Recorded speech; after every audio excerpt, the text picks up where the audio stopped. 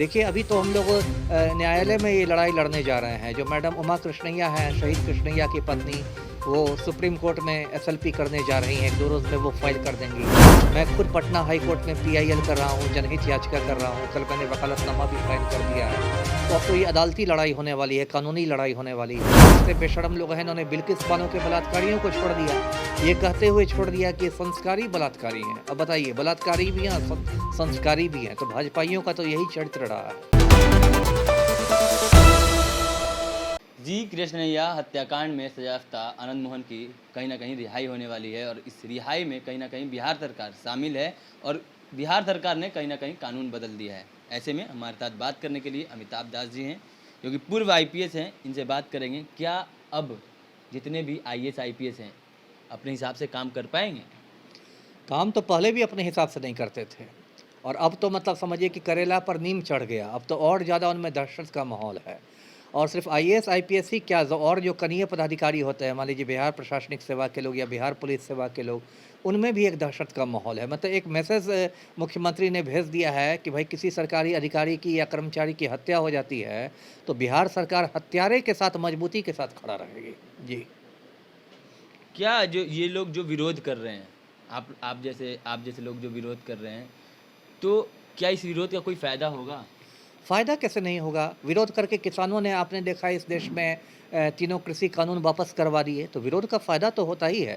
देखिए, अभी तो हम लोग न्यायालय में ये लड़ाई लड़ने जा रहे हैं। जो मैडम उमा कृष्णैया हैं, शहीद कृष्णैया की पत्नी, वो सुप्रीम कोर्ट में एसएलपी करने जा रही हैं। 1-2 रोज़ में वो फाइल कर देंगी। मैं खुद पटना हाई कोर्ट में पीआईएल कर रहा हूँ, जनहित याचिका कर रहा हूँ। कल मैंने वकालतनामा भी साइन कर दिया है।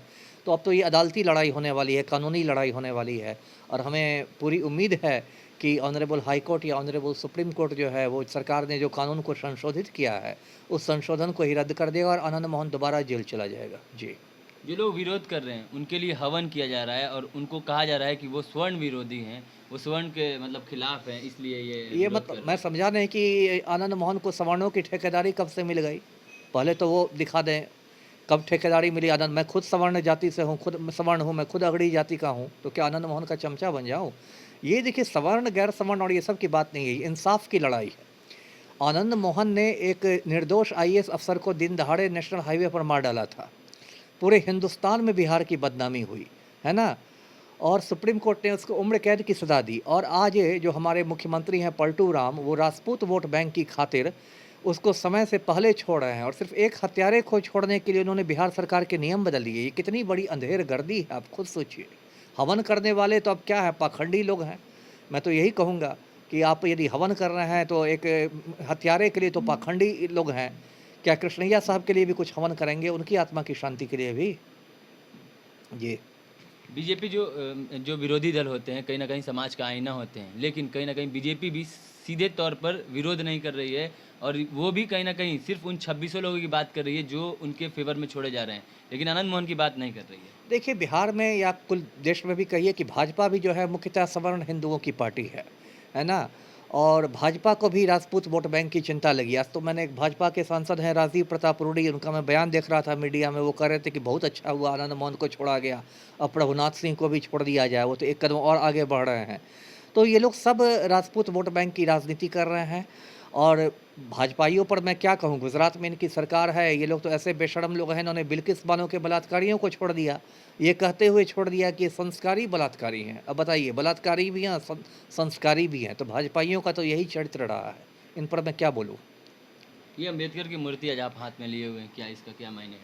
मायने ये है कि मैं अम्बेडकरवादी हूँ।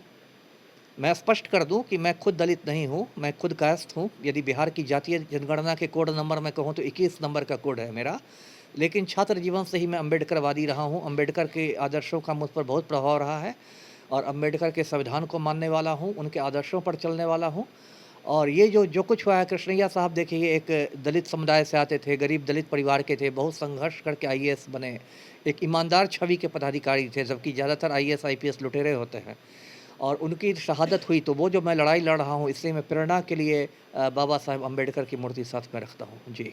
ये जो कानून बदला है, इसके जी। बाद क्या बिहार में फिर से जंगल राज कायम हो जाएगा? फिर से कहने की क्या ज़रूरत है? जंगल राज तो ऑलरेडी कायम है। बीच में कब यहाँ मतलब कब यहाँ अमन चैन आया था? अमन चैन तो कभी नहीं आया था। आज यदि आनंद मोहन की बात है तो आपको याद होगा 3-4 साल पहले तक नीतीश कुमार जो हैं वो ये अनंत सिंह की पूँछ पकड़ के घूमते थे। अनंत सिंह के आगे पीछे करते थे, तो मोकामा का इतना खूंखार अपराधी था, उसके सामने हाथ पैर जोड़े रहते थे नीतीश कुमार। वैसी कितनी तस्वीरें हैं सोशल मीडिया पर आपको मिल जाएँगी। फिर बिहार में आप देखेंगे कि जब परमेश्वर मुखिया का खून हुआ था, जो रणवीर सेना का सरगना था, आतंकवादी था, उसकी हत्या हुई थी, उसकी इतनी बड़ी शव यात्रा निकली, लगा कि मतलब राष्ट्रपिता महात्मा गांधी शहीद हो गए हों। तो बिहार को जंगल राज से छुटकारा कब मिला है? इसे फिर से की मैं बात नहीं करता, ये जंगल राज पहले भी था, आज भी है और यदि हम लोग नहीं जगे तो आगे भी रहेगा। क्या ये जो कानून बदला है, इससे अपराधी अब कंट्रोल में प्रशासन करेंगे, जो बड़े अधिकारी हैं या छोटे अधिकारी हैं, क्या कभी अपने जान के जोखिम पे या फिर जोखिम उठा करके उन अपराधियों को पकड़ पाएँगे? बिल्कुल नहीं पकड़ेंगे, पहले भी नहीं पकड़े तब तो और नहीं पकड़ेंगे, है ना? क्योंकि आप मान लीजिए एक आप मैं फ़र्ज़ करता हूँ कि आप फ़र्ज़ करें कि आप पुलिस वाले हैं, आप जान पर जोखिम उठाए और आप शहीद हो गए अपराधियों के हाथ, तो कब जाके आपके हत्यारे को छोड़ दिया जाएगा और मुख्यमंत्री उसको गले लगा लेंगे हत्यारे को, वो भी किसी को नहीं पता, है ना? अब तो राज्य सरकार ने इसी 10 अप्रैल को आधिकारिक रूप से संशोधन करके कर दिया कि सरकारी सेवक की हत्या को भी एक साधारण हत्या की तरह माना जाएगा। तो ये तो जो भी कर्तव्य पर मतलब तैनात अधिकारी हों, चाहे उच्च अधिकारी हों, वरीय हों या कनीय हों, कर्मचारी हों, ये तो एक जो सुरक्षा की छतरी उन पर थी, वो छतरी हटा ली है पलटू राम ने। तो अब तो सारे सरकारी अधिकारियों में, कर्मचारियों में एक दहशत का माहौल है। आप जो पीआईएल फाइल करने वाले हैं, उसपे जी। क्या अपील करते हैं सरकार से, केंद्र सरकार से या फिर पीआईएल तो सुप्रीम मैं हाई कोर्ट में कर रहा हूँ, आजकल मैं करूँगा और मैं हाई कोर्ट से यही दरख्वास्त करूँगा कि सरकार ने जो कानून में संशोधन किया है, उस संशोधन को निरस्त कर दिया जाए, रद्द कर दिया जाए। हमारा ये कहना है कि ये जो संशोधन है, ये आर्बिट्रेरी है, मनमाना है, अनरीज़नेबल है, तर्कहीन है, पब्लिक इंटरेस्ट के खिलाफ है, लोकहित के खिलाफ है और इस संशोधन से सरकारी सेवकों का मनोबल टूट गया है। तो इन्हीं सब के आधार पर मैं हाई कोर्ट में दरख्वास्त करूँगा कि इस संशोधन को हाई कोर्ट निरस्त कर दे, रद्द कर दे। जी। तो ये हमारे साथ अमिताभ दास जी थे, जिनका साफ तौर पे कहना है कि जो कानून बदला है, उस पे ये पीआईएल फाइल करने वाले हैं और पीआईएल फाइल करने का सबसे बड़ा कारण यही है कि कहीं न कहीं अपराधियों पे शिकंजा कसना है। और भी तमाम लेटेस्ट खबरें हम आपको दिखाते रहेंगे। ऐसी तमाम लेटेस्ट खबरों के लिए जुड़े रहें हमारे चैनल इनसाइट के साथ। तब तक के लिए धन्यवाद।